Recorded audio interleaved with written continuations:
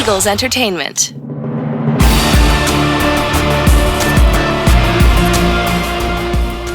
Welcome, Eagles everywhere, to the Eagles Insider Podcast, presented by Lincoln Financial Group. Eagles Insider Dave Spadaro with you on this Wednesday before Memorial Day weekend. Hoping everyone is healthy and safe out there. We've had a busy week with the Philadelphia Eagles in this virtual offseason program. The Eagles in their fourth week of the virtual offseason program, and had a chance on Monday, as you heard in the podcast, to speak to Doug Peterson, who was very happy with the way things have gone in this program. And then on Tuesday, he spoke to Philadelphia Eagles reporters. And as we begin the podcast here, we'll talk about one player who is getting a lot of attention, and that's Andre Dillard, the second-year man who was the Eagles' first-round draft pick in 2019. And before we get into what we have included in this podcast, which is devoted to the defensive tackle position, let's hear what Peterson had to say about Dillard, who at this point is the starter at left tackle on paper. You know, that's one of the things we get these guys back. It's got to be full steam ahead. We got to get, not only just Andre, but all of our players, that are in starting roles. We got to get them caught up to speed, and we've got to test them early. We've got to put them through. I've got to put them. I've got to set up tough practices in training camp. I've got to set up, opportunities for them to be successful, but yet work through maybe some failure early in camp, and that's just part of the learning curve. And even with a guy like Andre, a young player, one of the things that you go back and he had a chance to play in a few games this past year, and he played well. wasn't perfect, but he played well, and that's something that as coaches, we continue to grasp a hold of, and he'll have confidence going into training camp. But I think with any player, if more time is missed, there's going to be probably slight setbacks. You're going to be slower than you would be under normal ideal situations. All right, so that is that. What we really want to focus on is defensive tackle, a position that last year at this time, I think everybody felt was maybe the strongest in the NFL. The Eagles had Fletcher Cox, an all-pro player. They had signed Malik Jackson just prior to free agency, and they looked forward to pairing those two to make a powerful tandem. Before the draft, the Eagles brought back Tim Jernigan on a one-year contract, and then during the draft, the Eagles traded for Hassan Ridgeway. A great-looking group, right? Well, that didn't last long. I got Merrill Reese, the voice of the Philadelphia Eagles, getting ready for his 43rd NFL season. We talked about this on Tuesday, what the defensive tackle position looked like heading in to 2019. Yeah, it was, you knew generally Fletcher Cox was there, but it was really rotation all the way. And it's amazing that they held up as well as they did. And we thought going into the season that with Malik Jackson, Timmy Jernigan, Fletcher Cox, this was going to be a position of strength. You can never count on the how it looks on paper thing, I guess. Well, I think the reason that we were so optimistic really was the thought of Malik Jackson joining up with Fletcher Cox inside. I mean, those two are very, very formidable. Fletcher Cox is one of the best defensive tackles in football to begin with, and then you add the presence of Malik Jackson, and you really have a strength. But he went down so early in the season that he was a non-factor throughout the season. And then Jernigan was coming back from an injury. So it never turned out to be the position that we anticipated going in. But this year, with the addition of Hargrave and then Malik Jackson coming back, and of course Fletcher Cox being in his prime, it should really be one of the best interior defensive lines in the NFL. And we say that, of course, with our fingers crossed. Always, because this game has so many injuries that very often the team you see in December hardly reflects what went into the season. Yeah, fingers crossed indeed, because this year the Eagles have doubled down on defensive tackle. In free agency, they signed Javon Hargrave, who the Eagles just feel like he will dominate in this scheme, an attacking scheme, after playing 4 years with the Pittsburgh Steelers and playing very well in a three-man front, but they feel his aggressiveness will just look so good attacking the quarterback. So they bring in Hargrave, they re-sign Ridgeway, and Malik Jackson is healthy. Fletcher Cox in the prime of his career. It sure does look great. So let's meet two of the veterans expected to lead the way at defensive tackle. First up is Jackson, who came to the Eagles after being cut last year by the Jacksonville Jaguars. One of the most dominant defensive tackles in the league just a couple of years ago. Jackson lasted all of one game before suffering a season-ending injury against the Washington Redskins. He is back, he is ready, and oh yes, he is excited to play football. One-on-one with Malik Jackson. Malik, it's Dave. How are you? I'm doing well, Dave. How you doing? I feel like just yesterday you were climbing into the red bed while I was getting needles stuck into my back, into my shoulder, and how the world changes, right? How the world changes, man. We should be doing that right now, but sheesh, man. I mean, at least we're still alive, though. At least we can talk to each other, huh? The simple things. Yeah, you've got some perspective on that. How much do you miss being around the team? I mean, I miss it a lot, strongly for the fact that I was injured. So I want to come back and just start showing the guys, where I'm at, how hard I've been working, and then just kind of get into the groove with them. But, I have a good team out here, so it's going well. But, I would love to be with those guys. You've been in California the whole time? Yeah. And have you been in quarantine, the quarantine the entire time, these 2 months, 2+ months? Well, kind of, sort of. So my gym proactive closed down in Westlake, so I was able to get with my buddy Leon Jacobs, who plays for the, Jacksonville Jaguars, and I was able to go to a gym in Hollywood, so I was able to keep the training up, on that aspect. And then I have my therapist who works on my foot and helps me get better. We've been seeing each other every day. I can't stop that. So it's been pretty routine for me lately. Nothing's really changed except not being able to go out and party. Yeah. And how about how does the foot feel? How is your health? The foot feels well. It's getting up there, man. I would say 2 weeks ago it was at 80%. Now it's getting about 85%. It's slowly getting better. Just putting it through tests, getting it fatigued and then going out there and running on it again and just trying to just build that callus up. So, when I get on the field, I first week just kind of work through that mental block, and then I should be fine. Malik, let's put into perspective what last year was like for you. You've had some time to think about it. You're the first time in your entire career that you've been injured. What was it like as you look back on it? It was a very eye-opening experience. It's one of those things that, as a football player, I only missed, I think, 2 games, they said, during my whole career before this injury. And, you think you're Superman. You think you're invincible. There were times during that preseason, I would say a few things, and now looking back at it, I'm like, I cringe at saying, like, oh, I'm shit. So it's like, you got to, I'm invincible. It's like, that definitely humbled me and put me in a space to where, I see, what this game means to me and what I want it to mean to me and where I want to finish at. So it's just a newfound love for the game and just, a eye-opening experience that showed me where I'm at, where I need to be, and how much longer I want to do this and at what level. So maybe if I'm saying this wrong, please correct me, but, sometimes they say when you take something away from a person, that person realizes just how much they love the game or how much they miss something. Do you feel that actually has been the case, that I don't know, maybe not that you took it for granted necessarily, but like you said, nothing would ever happen to you to take you off the football field until you wanted to get off the football field?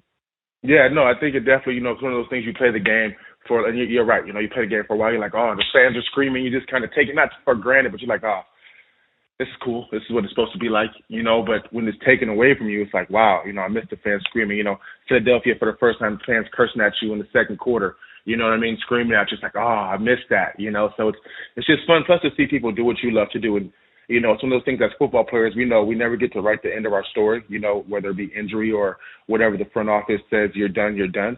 So I think for me, being able to realize, I still got some leverage in playing and showing my skills, that I need to go out here and do it while I still have the leverage to it before they say I'm done. So, like I said, it's just eye-opening and just kind of telling me what I want to do and where I want to be and who I want to be. Malik, how did you replace the competitiveness of not playing on Sundays last year? Did you how did you kind of manage that frustration of not being able to go on the field? Yeah, no, it was tough, but it's one of those things when Von Miller got injured when I was in Denver, I saw when he tore his ACL when we went to Super Bowl 48 that year. I saw him, and it's one of those things that I saw him kind of just fade back, and through these years I was like, why doesn't he come around? Why doesn't he do this? And then when I got injured, I learned, it's one of those things that as a competitor, it's hard to go in there and watch guys do what you love, smiling, being able to get ready for practice. You miss the hurt and the grind, but it's one of those, you can't be selfish. And I think that's one thing I learned, is just being able to take a step back and not be selfish, understand that the training doesn't stop for anybody, and the training is like the season in the football team. It doesn't stop for anybody, and you got to go learn yourself. Take a step back. It's not about you. Don't be selfish. The competitiveness that you asked about, you play video games, but then again, for me, it was one of those things that I learned that what were people down talking to me about? Like, what was my knocks on Malik Jackson? And one thing I found was like the strength. So I was like, okay, cool. I'm going to get stronger. And so that's one thing I really worked on, is just trying to work on the things that I could as far as, with one foot, just getting stronger. And so that's what I focused on, just the things that were knocks on me throughout my whole career. That's interesting. You didn't take that as a negative. You tried to turn that into a positive. Yeah, I mean, you got to do what you got to do. It's one of those things that people keep saying. When I was in Jacksonville the year before, I got benched and a lot of things happened there. So it was, I guess what you could say, I had a lot of time to think about things. And, it's one of those things I just said in Jacksonville, that's never going to happen again. And one of the things I know how I can change it is getting stronger and being more durable. Now, unfortunately, the foot got injured, but I can't really do nothing about that. So right now it's just about getting stronger. Malik, how do you envision, in your mind, how this thing's going to play out for you, this triumphant return back to the football field in front of fans who don't know you yet? Do you daydream about what it's going to be like? Oh, all the time. I put myself in the mental space of being on the field. Now that the schedules came out, it's a lot easier to put yourself in the space, because you can see the helmet game by game, and you put the people in the space. So all I do is visualize and see myself being great and doing great things. And so, yeah, that's all I really have. You know what I mean? I think I figured something to put it in your mind first and then go out there and do it physically. Malik, the Eagles went out and signed Javon Hargrave. They brought back Hassan Ridgeway. I mean, that defensive tackle group is, on paper, loaded. How do you look at the room? To be honest with you, I think I have a new aspect of it. I mean, last year we would have said the same thing, and then, we had a very injury-prone season. So for me, it's one of those things that, on paper we look great. So right now it's just getting the defense down and learning the techniques and being healthy, staying healthy. Because the team that stays healthy is going to win it all. So for me, like I said, it's a great room. I can't wait to learn from Hargrave. I know he's a great player. I know everybody else, and I'm just excited to go contribute and really show these guys who I am. Malik, what have you learned about yourself during the quarantine? What have I learned about myself? I like art. I bought a few art pieces. I like art. I know. It's funny you say, when you're working, like, I just want to be a parent, man. I always want to be a kid, and then you get the kid all day. It's like, I want to go back to work. So I know I've learned I like to work now, and I just like being a dad. To be honest with you, that's one thing I really learned, just being able to I guess that's why coaches like coaching, so you get to teach and see people progress and see people grow, and then you say, oh wow, I helped them with that. So just being able to be around, I'm taking really a lot of advantage this time, being able to be home and be with the little one and not being silly. So this is nice for me, despite everything going on. You sound very enthused about playing in 2020. Is that an accurate read on my part? Yeah, I'm very enthused. Like I said, last year was pretty much like a redshirt year for me. So I'm excited to come out here and show everybody what I have. Yeah. Well, have you stayed in touch with teammates? Have you found that it's been something like you don't do that maybe you wouldn't do normally, but you've reached out to teammates more, or has it been more difficult to do that with everything going on? No, it's been easy. The team has done a good job setting up the Zoom calls and the team meetings and stuff like that. So we've been talking with each other. I know, I've been in contact with Fletch, just trying to get things set up, get the guys together and be on the same page. I think it's one of those things in this time where we have to take things upon ourselves and put and do what we need to do, and whatever that means, whether get together or talk or go on the field and laughter or somewhere and work. It's just getting together. So whatever that means, I think we've been talking a lot, trying to get things together and just to get together and get better. And last one, Fletch has talked about it. He met the media today, or is meeting the media today. these off-season virtual programs. Have you been able to take part in them, Malik, and what are they like? Yeah, they're cool, man. I mean, some of those things are just like a regular meeting, coach, except your scenery is different. You know what I mean? Like, you're not sitting next to anybody. I mean, we go in the meeting at 8 o'clock, coach talks for about 10 to 15, 20 minutes, and then we're done. So it's exactly what it would be like. But like I said, for me, it's a lot better because we get to stay home. For example, right now we'd be at work for 2 to 4 hours max, and then you go home, and I'd be sitting by myself. For me, so it's nice to be able to be on, a FaceTime call with these guys, and then just get off and then go be a parent. So it's nice. Yeah, I would think for veterans, you know what? At the end of the day, this is a terrible thing that's happened to the world, but like you don't have to go through the spring drills. You don't have to be displaced. You hopefully will just come into training camp, get your few weeks of conditioning in, and the season starts. That seems pretty optimal for a veteran. Yeah, I mean, and I like that. Like you said, for veterans, I think that's very, very good for us. But it also speaks to those guys that have different preferences and what they want to be. I know for myself, like you said, man, I love this, and I love being around the family. And I love being able to put in the work to know what I'm getting ready for, and put it in at a high level, knowing that when I go back there, these coaches are going to be looking for top-notch productivity. So some of the things, as a pro, you got to be ready. And I think this is another test to show, the coaches in the NFL who's going to come back ready and who's been serious and who they can trust. So, yeah. Malik, thank you so much, man. I really appreciate the time. Good luck with everything, and can't wait to see you back at NovaCare as soon as possible. Hey, appreciate you. See you guys soon. Yeah, take care. Fletcher Cox. Yeah, we know who Fletcher Cox is. Been in the Pro Bowl 5 times, been in All-Pro 4 times. Dominating, great football player. So what does he do for an encore? Well, we're going to find out because Fletcher Cox is such a key player here. Think about this guy. He's been an All-Pro. He's been a Pro Bowl player. And he was named to the NFL's All-Decade team of the 2010s. And as we begin the interview, that's where I started. Which is more important? Hi, Eagles everywhere. Eagles insider Dave Spadaro with Eagles defensive tackle Fletcher Cox, 5-time Pro Bowler, 4-time All-Pro, and a member of the NFL's All-Decade team of the 2010s. So, Fletch, let's start right there. How would you rate those honors? What's the honor that you accept the greatest amount of emphasis to the least amount of emphasis? Definitely the All-Decade, for sure at the top. Then you got All-Pro, and then you got the Pro Bowls. Okay, that's kind of where I thought you would go. That's a good 1, 2, 3. Tremendous honor. Hey, a bad 1, 2, 3, man. Do you ever think about the Pro Football Hall of Fame? I mean, you've put together some really extraordinary numbers in 8 NFL seasons.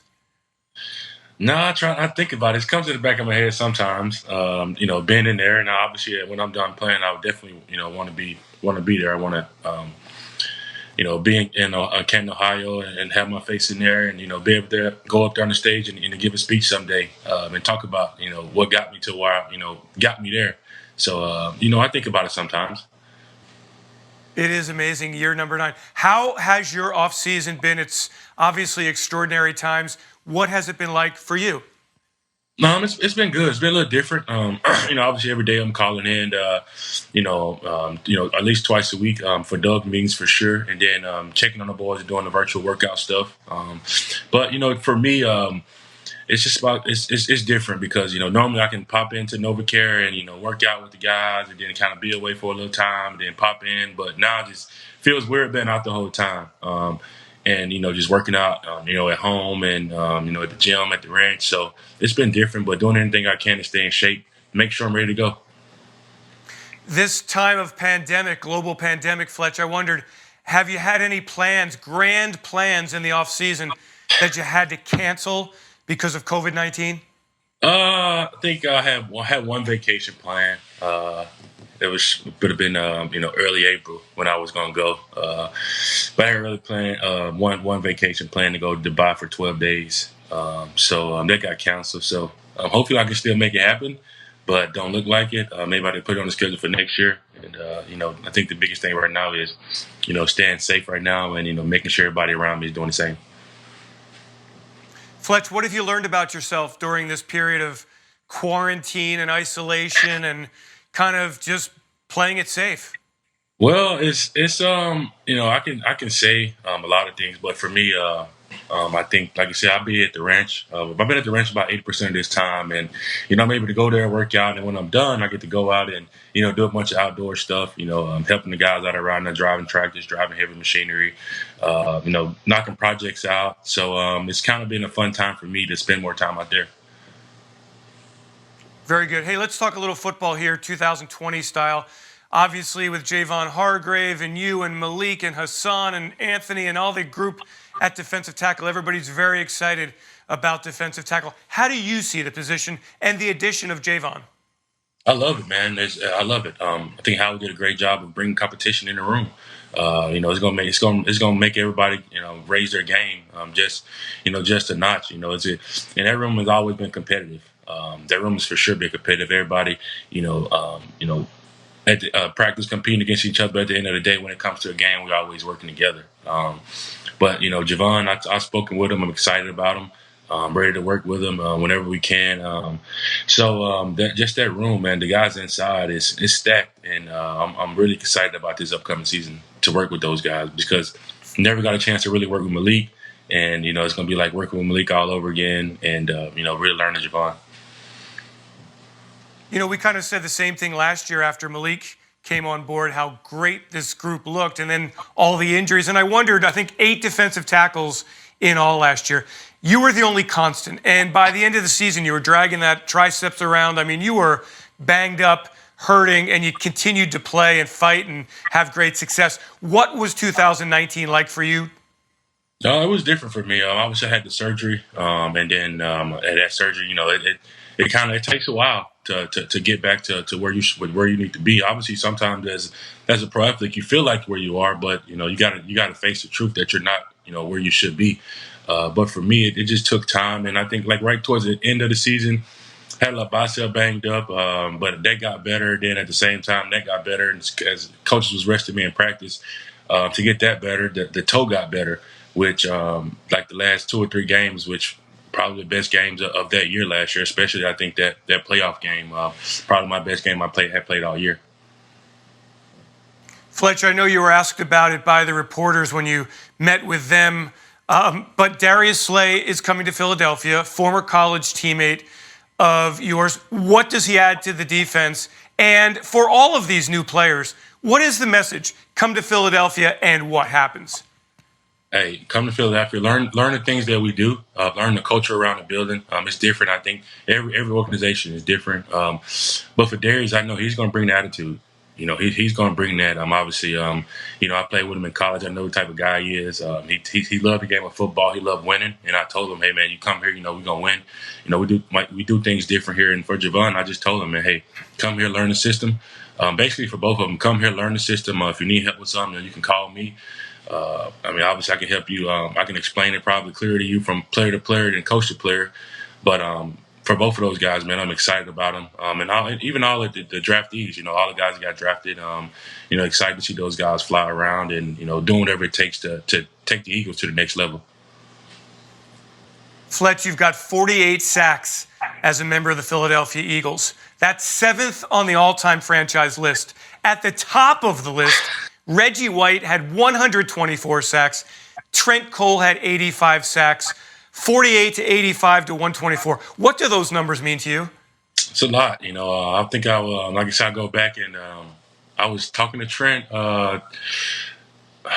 maybe a month or so ago, and he's just bragging about his sack numbers, and I told him, that was really good. But that's just Trent, though. But to me, that means a lot. I want to get up there in that top 5, top three lists. I just got to keep working towards it, and and be up there. It's interesting. So you've got 48. Brandon Graham has 51, and I wonder, are you guys going to put any kind of wager on who will have the most quarterback sacks at the end of your careers? We might could. That's something we could talk about. Brandon, he's my locker mate, so I'm pretty sure that's something we could talk about. Get a nice little wager going and make it fun for sure. Even at this end of this year, we've got to go back and look. And end of this year, I need to be in front of him instead of him being 3 numbers in front of me. So I need to be in front of him 3 to 5 numbers. So it'll be exciting. Fletch, for somebody like you, not being at the complex and getting ready for a season. It's something you've done before. Any concerns at all that that you won't be in tip-top shape whenever it ends and we're ready to go back to NovaCare? Well, I mean, let's just face the fact that I think we all can go run, do whatever, all the things that we need to do to get in shape. But to me, I think being in football shape is totally different. Being able to push on the guy for 3 to 4 seconds, turn around and sprint to the ball, that takes time. And being able to, put your body in those weird positions when you're not doing football things, it takes some time. But I think the biggest thing is just making sure that guys are ready to go. Guys are taking care of their bodies and just ready to roll when the time is called. The idea of social distancing, honestly, I mean this in a good way. You're a guy who likes to go out in the country and ride the bikes and do the social distancing. Is not a big deal for you. It's not like a huge lifestyle change, is it? Not at all, man. I'm able to even get out and ride horses and do whatever I need to do. Even though I'm still social, I'm away from everybody and it's very peaceful and I enjoy it. Wait a minute, you ride horses? Yeah, let's go. I pity the horse. I got to tell you, I pity the horse. So, are you a gentle and nimble guy? No, but I mean, you're a big guy. How big is a horse got to be? It's got to be a big horse. Yeah, it's peaceful. Is it peaceful? I don't. It kind of hurts my back. Hey, Fletch, thanks for joining us, man. Hope you're doing well in the off season. Stay safe. Thanks. Can't wait to see you back at NovaCare. Miss everybody and look forward to seeing you soon. Yes, sir. See you later, Spud. Take care. Stay healthy. All right, so that'll do it for this Eagles Insider Podcast presented by Lincoln Financial Group. Thanks to Peter Kelly. Thanks to Ray Doyle. Great work, guys, for putting this all together. Thanks to all of you for joining each and every week. We've been rocking and rolling here, and more to come as we make the turn and get ready for June and training camp not that far away. That is kind of the theme here. Keep your fingers crossed that we can get this thing done in 2020. If you have a moment to give us a rating, we would appreciate it. The 5-star ratings really do help, and they make us all smile. Thanks, everyone, for joining. Have yourselves a great Eagles day, a healthy and happy holiday weekend, and as always, fly, Eagles, fly.